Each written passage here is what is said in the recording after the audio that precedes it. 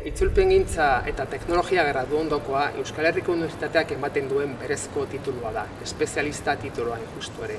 Eta egun, euskarazko itzulpengintza egin daitekeen graduondoko bakarra. Helburu nagusia, informatika eta teknologia berriek itzultzeko prozesuan eragin dituzten aldaketak jakin eta itzultzeko orduan nola lagundu ahal diguten ezagutzea da. Zure ustez, Bego, zein ekin beharko duke ikastaro hau? Graduondoko hau bi hartzaile mota dituela edo horiei begira pentsatu dela. Batetik, oraintxe graduatu berri diren ikaslentzat edo duela gutxi ikasketetan, ohiko ikasketetan sakondu ezin izan dituzten gaietan prestakuntza hobea lortzeko, eta bestetik baita ere pentsatua dago itzultzaile jardunean dabiltzan itzultzailetzat, arituentzat. Eta ikastaro graduondokoaren hasieran zuzen ere bai langune, bai izie implikatu ziren jende horrek egunero, itzulpengintzan diharduen jende horrek ere behar duelako eguneratzea teknologiarekin lotutako gaietan. Etengabe aldatzen ari da, eta etengabeko eguneratze hori beharrezkoa. Orduan, bakoitzak naiz eta ikasle multzo horietako bakoitzak toki desberdin batetik etorri behar nik uste dut antzekoa dutela eta honek biei erantzuten diela. Eduki dagokienez, aurten lehenengo aldiz izango dugu modulu berri bat, eta izango da informatikarako sarrera bat, bai, oinarrizko hastapenetan edo oinarrituta. Batzutan ikusi izan dugu ezagutza maila ezberdinekin etorri zaren diala ikasleak, eta nik uste lagungarria izango dela denok behintzat oinarrizko ezagutza batzuk behintzat askotan barneratzeko eta bezatzen izango da freskatzeko hor barruan dazkaunak edo egunero erabiltze ditugun horiek. Hortaz aparte, tresnen erabileran zentratuko gara nagusiki, bai? Izango da korpusak landuko dian modulo bat, oli tresnak, bai, itzulpen memorien erabilpena, lokalizazioari buruzko beste modulo bat bada, ikusentzunezko itzulpenari dagokiona, bai, bikoizketa eta azpidazketa lantzeko, eta hortaz gain baita ere hizkuntza teknologiai buruzko bat, bai? Eta azken modulo bat ere bada, itzulpen proiektuen kudeaketa izango dana, bai? Hori azken baten itzulpen enpresetan eta oinarrizko zeregina baita. Bai, eta modulo edukitan oinarritutako modulo horietaz aparte azken bat izango da ikasle bakoitzak inbarko du itzulpen proiektu bat garatu, bai?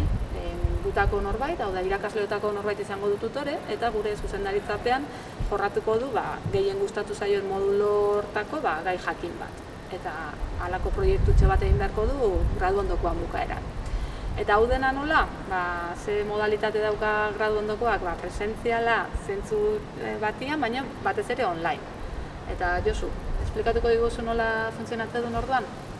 Bai, graduondoko honek 30 kreditu ditu, urrian hasi eta ekainaren bukaerara arte ematen dena.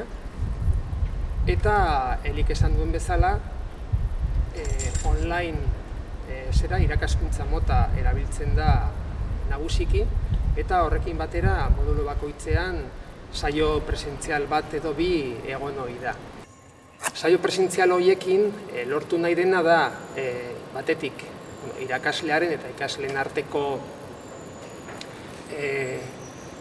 elkar ezagutza indartu eta hor edukiak nor bere kasa ikasteko orduan izan dituen arazoak elkarrekin konpontzea. Online ikastara hori esker foroak sortzen dira eta ikasleen arteko interakzioa eta dinamika bultzatzeko balio izaten dute.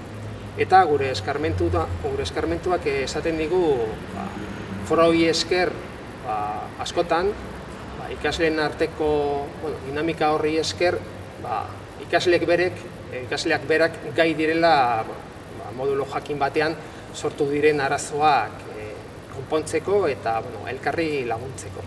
Modulo ez gain, graduondoko honek badauka beste berezintasun bat eta nik nabarmenduko nukeena.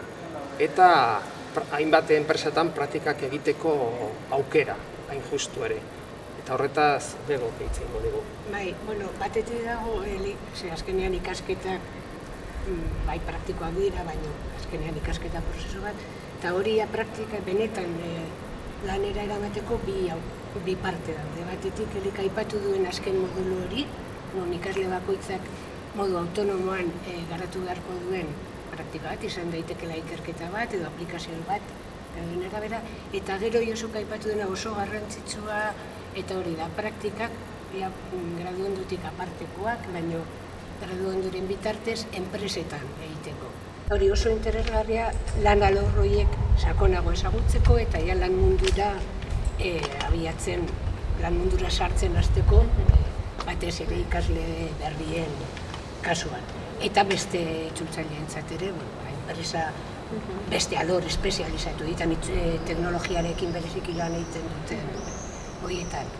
Eta nik uste dut, aipatu ditugun elementu horiengatik guztiengatik oso ikasketa interesgarriak dira, ez dira larruzeak, urtebeteko graduondokoa da, baina nik uste dut benetan oso interesgarriak diela itzultzaile jardun nahi duenarentzat, ez da? Bai, eta nik uste gehiegi luzatu gabe, hemen gaude, zuen galderak erantzituko edo, animatu, EHU-ren eta UE-ren webgunetan badakazue graduondokoei buruzko informazio zabalagoa, galderak izan ezkio lasai idatzi edo deitu, eta hemen izango gaituzue zuen zalantzak argitzeko, eta animatu.